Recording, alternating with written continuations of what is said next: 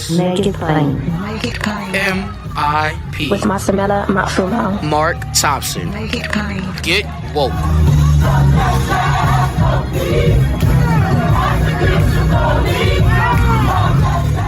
Ladies and gentlemen, undoubtedly you saw the headlines recently about the rise in hate crimes in 2019.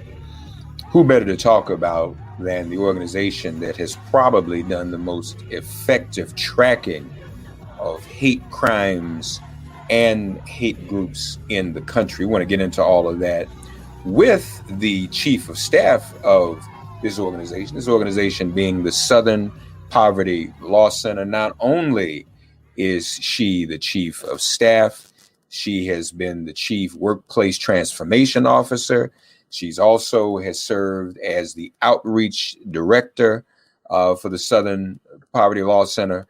We're happy to have with us Lecia Brooks. Lecia, God bless you. How are you? Thank you. Thanks for having me on. I'm doing well today. How are you? That's good. That's good. I'm fine. Praying that you and your loved ones are coping and are healthy and safe in the pandemic. As if that were not enough, now we're hearing about the rise in hate crimes, aren't we? We are. I mean, I'm sure you're not surprised. Many folks won't be surprised. The thing about the FBI's annual hate crime statistics report is that it's a year behind. So, as you noted, there was an increase, but we already knew that. We already knew what happened in 2019, right? With particularly the massacre that took place at the Walmart in El Paso was destined to increase those numbers. But we can get into that a little more when you like. Yeah, that is one of the drawbacks, is that we have to wait a year, don't we, to get that information. I guess there's no way around that if we're relying on the FBI, right? That's true. Yeah. Were there any particular groups that have been targeted by hate crimes, Lecia, that increased more than others in 2019? Yeah, let's talk about that increase. It was about a 3% increase overall for the total numbers, 7,314 hate crimes compared to 7,120 in 2018. Now, every year since 1991, when they started collecting this data, race-based hate crimes have always been the most numerous. So remember, there were about 7,000. Of that 7,000, about 3,900 were based on race, and the vast majority directed at Black folks. That's not new. The anti-Latinx hate crimes increased for the fourth straight year, up to 527. That's about a 9% increase. And I'll note the highest on record since 2010. And then, of course, religious-based hate crimes are typically the second most numerous. And that was a 14% increase against Jews and Jewish institutions. So as a pattern, anti-Black racism, anti-Semitism, xenophobia, and in particular, anti-Latinx hate. Yeah. And unfortunately, too, we hear about some of the high profile incidents, but we don't get 7,000 some odd covered on the news. We would remember that. I mean, people would see that every day, but that just isn't put out there in the way it should be. Well, none of it is put out there in the way it should be. Let's talk about the hate crime statistics report and the act itself. The numbers are always lower than what the hate crimes that actually have taken place. The thing about the FBI statistics is that their law enforcement agencies are not mandated to report what happened. They are required or asked to report. There are about 18,000 federal, state, and city enforcement authorities who are asked to submit their hate crime statistics to the FBI. And we know that they don't do it. The report itself, the FBI's data, includes all the police agencies that either report one or more hate crimes or affirmatively report that there's zero hate crimes. Too many agencies don't report data at all. So we estimate that there are probably about 250,000 hate crimes and hate incidents that occur annually in the U.S. Let that sink in for a moment. Wow.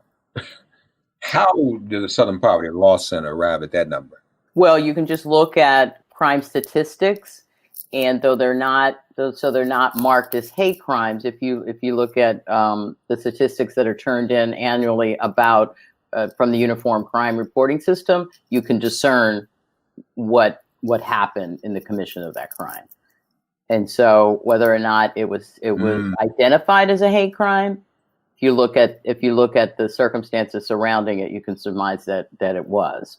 Now, it's really important for people to know that the hate crime is an enhancement on an existing crime. So a crime has to have taken place, say murder. Then law enforcement must prove that the primary motivation for the commission of this crime was based on bias. They have to prove that. So many law enforcement agencies either don't want to take that extra step and prove that it was a hate crime. For some, it's enough just to prove the crime and close the case.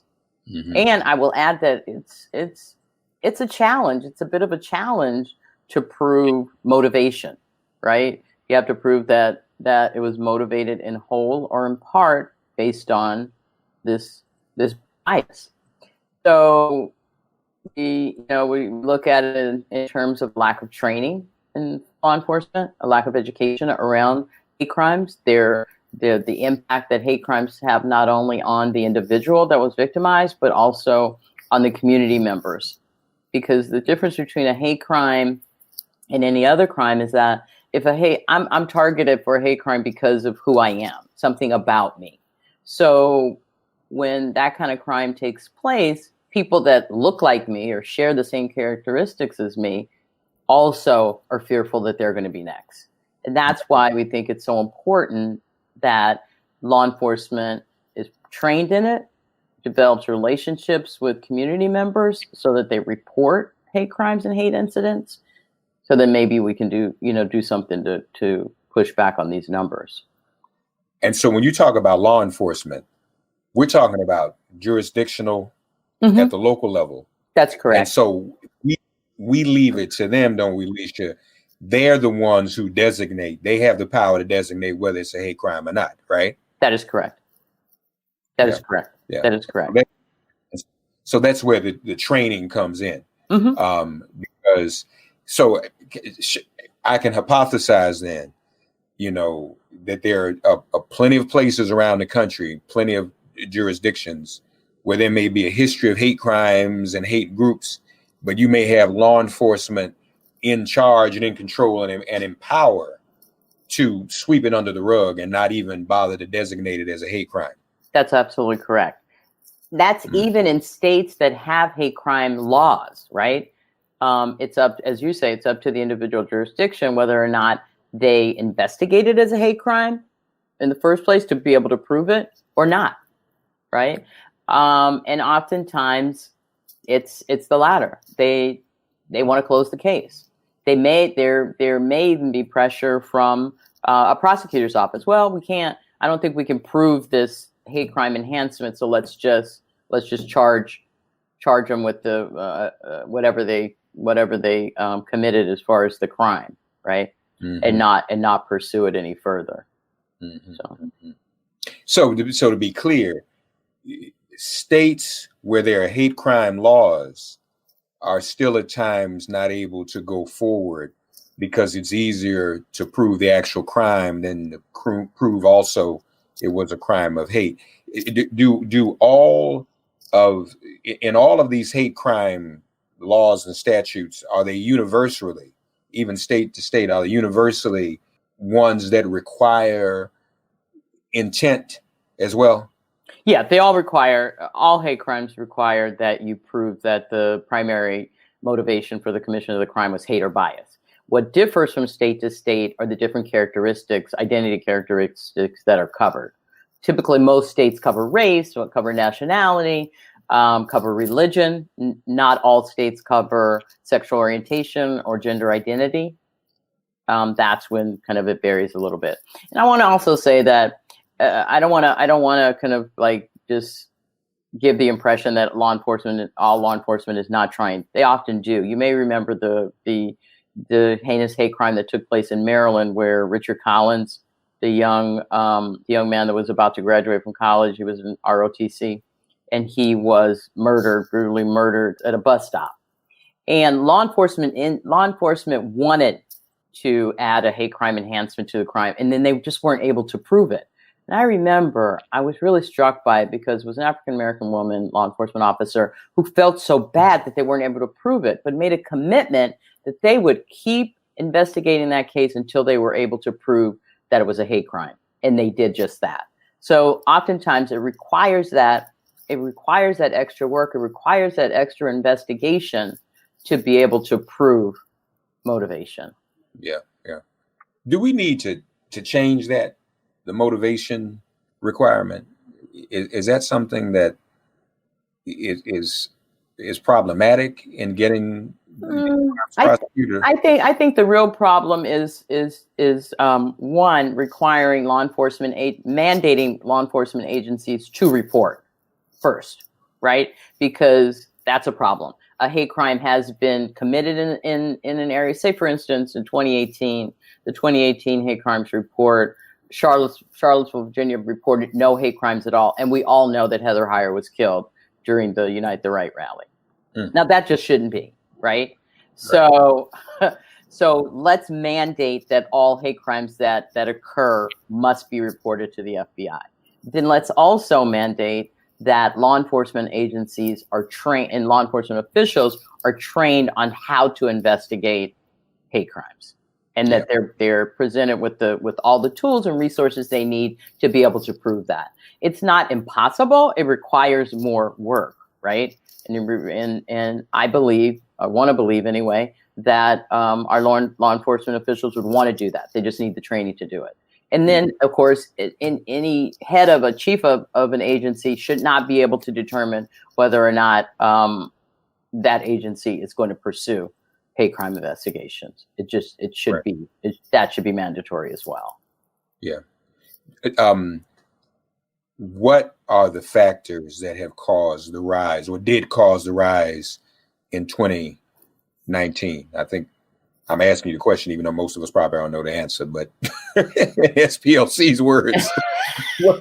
Well, there's no doubt that the outgoing president, President Trump, since he first announced his run for the presidency, has made it okay to say denigrating things about people. He entered the campaign vilifying Mexicans, and then he went on to vilify Muslims with the travel ban. He retweets white nationalist posts. He refers to refugees in all kinds of ways. So this kind of mocking, people with disabilities. So this kind of heightened rhetoric coming from the White House has served to embolden people. And not to say that, these issues didn't exist, that there weren't, people, white supremacists or racists or anti-immigrant folk out there. But now they have been more emboldened and act on this animus in ways that we haven't seen in a very, very, very long time. His rhetoric has been divisive and polarizing, and has served to help create and just build this climate that we find ourselves in right now, where individual perpetrators just feel like they can do and say anything they want. Yeah. You mentioned in your press release the veneration of Timothy McVeigh. People are still doing that even after all this time. Oh yeah. Well, I mean, that would require kind of, a deeper understanding of the nature of white supremacy, and those who have deeply held white supremacist beliefs see him as like a god, right? If you go back to, he was influenced by other white supremacists, and the Turner Diaries was his kind of recipe for the terroristic act that he was responsible for in Oklahoma. So he is seen as a hero because he was trying to start the race war that they believe needs to happen so that whites can be, restored to their rightful place of power. So the books and the ideology that influenced him continue to influence white nationalists today. There's a whole kind of newish kind of group, same white supremacist ideology, referred to as accelerationists, and they're called accelerationists because they want to accelerate the oncoming race war. They just believe that continued focus on multiculturalism, globalization, increased immigration, everything is a sign that they're losing power. And the only way to restore that power is through, violent overturning and ridding, creating a white ethno state. So, yeah, they're still out there and they're growing. I will say that the Southern Poverty Law Center's research with respect to hate groups, because we track and monitor hate and extremist groups, we've marked a 55% increase in the number of white nationalist groups over the last couple of years in their growth. Wow. And folks, we invite you to go to splcenter.org to see the actual hate map, and you can see just how widespread some of these groups are. Do you include Boogaloo and Proud Yes. Boys in hate groups? Yeah, the Proud Boys are currently, we'll have our new report out in January, but presently they're categorized as general hate, even though they're deeply influenced by white supremacist ideology and they hang around with white nationalists, and the white nationalists are part of their group. But because they have a few folks of color in there, they say that they're not racist, which they still act on and repeat white nationalist talking points. But they're what we call a general hate group. And the Boogaloo Boys are fairly new as well, and we would put them at they're a mix between kind of white nationalists and also people. They want to advance what they call a civil war, so they'll frame it as a civil war being the answer, as opposed to a race war, but it's the same result. Lecia, are hate crimes and terrorism synonymous to the Southern Poverty Law Center? Back in the day when the Klan was at its heyday, at its 2 million members or so, they were referred to as a domestic terrorist group. Before we started identifying people as hate groups, the Klan was identified as a domestic terrorist group.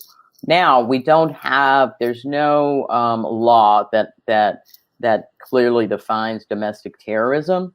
So the Southern Poverty Law Center is interested in making sure that these groups are put out of business. Call them what you will, they do act in terroristic ways, and because their terrorism happens here, it's domestic terrorism. But we don't want to get it confused with like foreign terrorism. They don't have any kind of big political plan. They are essentially white supremacists, white nationalists who want to create a white ethnic state. They engage in domestic terrorism in that they terrorize. Their acts are terroristic in nature, and they impact the homeland. So it's words. The result is the same. So some do engage in domestic terrorism, but most of them, I would say, don't qualify as that. You mentioned putting them out of business. How? How are we able to do that? How is SPLC able to do it? How can we help SPLC do it? Well, the Southern Poverty Law Center, dating back to the mid-'80s, really were responsible for early civil rights lawsuits, bringing civil litigation against these organized hate groups and suing them and assessing financial damages to put them out of business.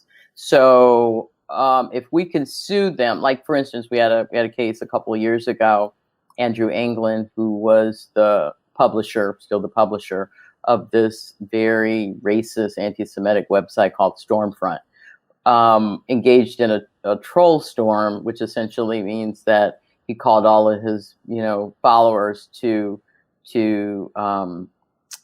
terrorize our client, Tanya Gersh, a Jewish woman who lives in Montana. So we sued Andrew Anglin and were able to win a judgment of $12 million, which had the result of putting him out of business. She didn't get, of course, he didn't have $12 million.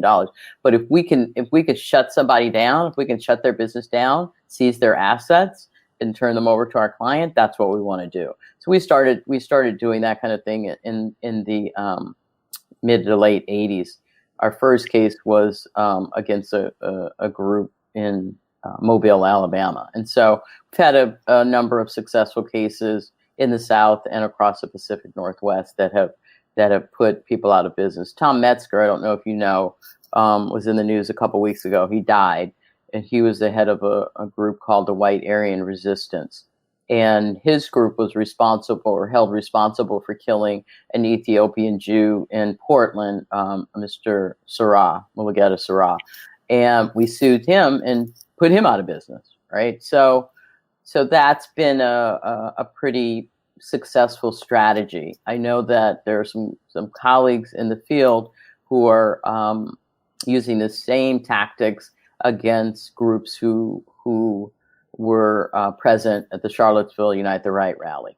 So it's something that we continue to do and look at. Yeah, no, it's absolutely necessary. 250,000 hate crimes, you estimate. So looking at the map, 2019 Southern Poverty Law Center tracked almost 1,000 hate groups, 940. Is there a relationship between the math of almost 1,000 groups and the 250,000 estimate of crimes? Do those numbers relate somehow? That's a really good question. First, it's important to note that groups, we do an annual census of the groups that actually exist, and these are groups in physical space. So the 940 that we identified for 2019 went down a little bit from previous years. And that's important to note because what we're finding is that individuals who act on, white supremacist tendencies or anti-Semitism or anti-LGBT animus are organizing more and more online. So they're less likely to form these physical groups that we're tracking. The question about whether or not there's a correlation between the number of groups and the number of hate crimes that exist, we haven't done the research to be able to prove that definitively. But just like the hate crime statistics that come out of the FBI, they're good in terms of identifying trends. So if we, as I mentioned, the white nationalist groups have grown over 55%. That's a trend that we can certainly track to increase activity amongst white nationalists across the country. We can see that play out. So it identifies trends and tells you kind of where the hate is directed and from what particular ideological kind of basis for that hate. If there was an increase, and there has been an increase in the number of anti-LGBT groups, yes, then we can safely say that there's been an increase that also correlates to an increase in hate crimes that target LGBTQ folk. It's a fact that increased rhetoric that targets a particular group will produce increased attacks towards members of those groups. And that's, again, where, Trump comes in to play. Right. No question about it. Lastly, you mentioned you use the word physical. Mm-hmm. So is there a delineation between physical groups that you're able to census and groups that just kind of exist online? Is there a difference? And if we go online, are we looking at an even larger number or just what? Yes, you are. You're looking at an even larger number. The Southern Poverty Law Center's annual census of hate groups are groups that have some physical presence, right? That where they meet. That's why they can be identified on the map, because we can say, oh, they're here. They meet here, or this is where they organize. It's where they have their PO box. It's where they might have their meetings. that kind of thing.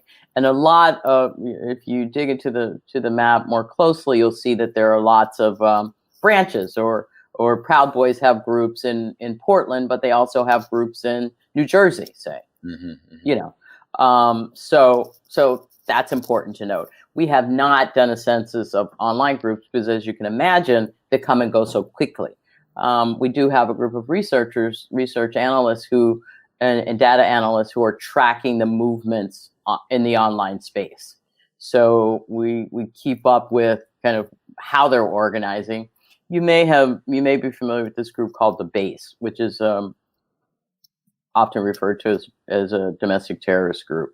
They operate kind of in a cell-like function so that they can't be easily identified. They primarily, if not solely, organize in the online space. So we might find some traffic here and figure out that something's going on here, and then later on find that they've created a new cell someplace else. But that group is primarily in the online space.